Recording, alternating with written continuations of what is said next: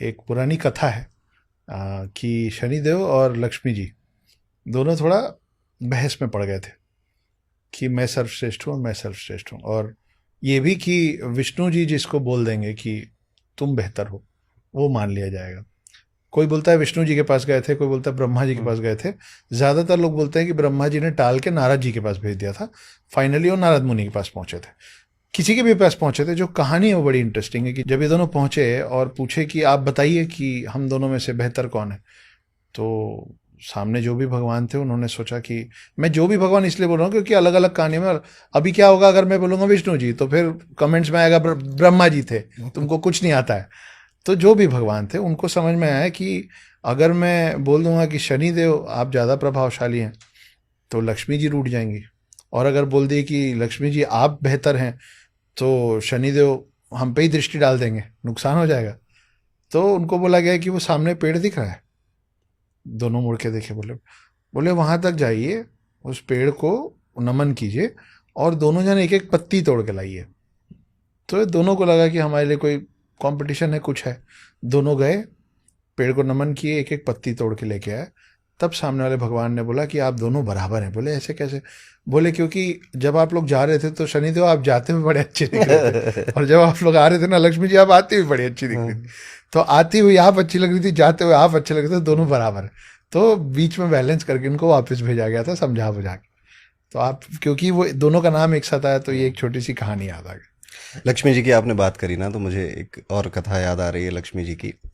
अ, एक बड़ी प्रसिद्ध कथा, बड़ी प्रसिद्ध पेंटिंग भी है कि माँ लक्ष्मी जो है भगवान विष्णु के पैर दबा रही हैं। हम्म। तो एक बार भृगु ऋषि, वो ज्योतिष के विद्वान थे, बहुत सारे शास्त्रों के विद्वान थे, पर वो थोड़े गरीब थे। तो उन्हें लगा यार मैं विष्णु जी की इतनी पूजा करता हूँ, इतना सारा ज्ञान है मेरे पास, पर मेरे पास पैसे क्यों नहीं आ रहे, मेरी मेरी तरक्की क्यों नहीं हो रही, इस टाइप की इनके अंदर कुछ फीलिंग आई। तो गए भगवान विष्णु के पास, गुस्से में थे। विष्णु विष्णु बुलाते हुए क्षीर सागर पहुंचे। और फिर एक बड़े प्रसिद्ध कथन आता है कि उन्होंने भगवान विष्णु की छाती पे लात मार दी गुस्से में। हाँ, सुना ठीक है है। मैंने ये। और भगवान विष्णु तो विष्णु, वो तो हंसते रहे। ठीक है कि अरे क्या हो गया पंडित जी, आप गुरु जी क्यों हाँ। ऐसा कर रहे हैं। तो उन्होंने अपनी बात बताई। पर ये सारी चीज लक्ष्मी जी देख रही थी। हम्म। अब आप किसी भी पत्नी के सामने उसके पति की छाती पे लात मार दो, आप कितने बड़े भी ऋषि हो, वो कुछ मैटर नहीं करता। तब से माता लक्ष्मी का श्राप है भृगु ऋषि पे, उनके वंशजों पे, हम्म। कि तुम ना सबके सब पैर टूट के ही मरोगे। अच्छा। यस। और कुंडली में इसको देखा जाता है जिसके लगन में शुक्र बैठता है, हम्म। जिसके फर्स्ट हाउस में वीनस बैठा है, या जिसका वीनस और सैटर्न साथ में बैठा है, या वीनस और सैटर्न ने राशि परिवर्तन किया है, तो आप भृगु के वंशज हैं। ओके। आपके खानदान में जो भी उम्र में सबसे बड़ा है, जैसे फॉर एग्जांपल मैं हूं और मेरे पिताजी अगर सबसे बड़े हैं तो उनके पैर टूटेगा।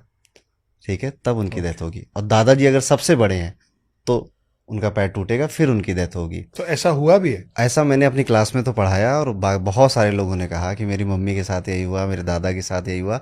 बच इसमें इंसान तब जाता है कि जैसे मैं हूं, मेरे पिताजी छोटे भाई हैं, बड़े नहीं हैं, लेकिन जो बड़ा है उनके साथ होगा, फिर ताऊ जी के साथ होगा। मतलब हर जनरेशन का जो जो वरिष्ठ जो होगा। सबसे बड़ा होगा, चाहे मेल हो चाहे फीमेल हो, उसको पैरों का प्रॉब्लम आएगा, पैरों की समस्या आएगी, फिर वो इस कि दुनिया से विष्णु जी जाएगा। पे टांग उठाया ठीक क्यों? है, यस। तो ये लक्ष्मी जी का श्राप लगा हुआ है, इन्हें शुक्रवंशी बोला जाता है।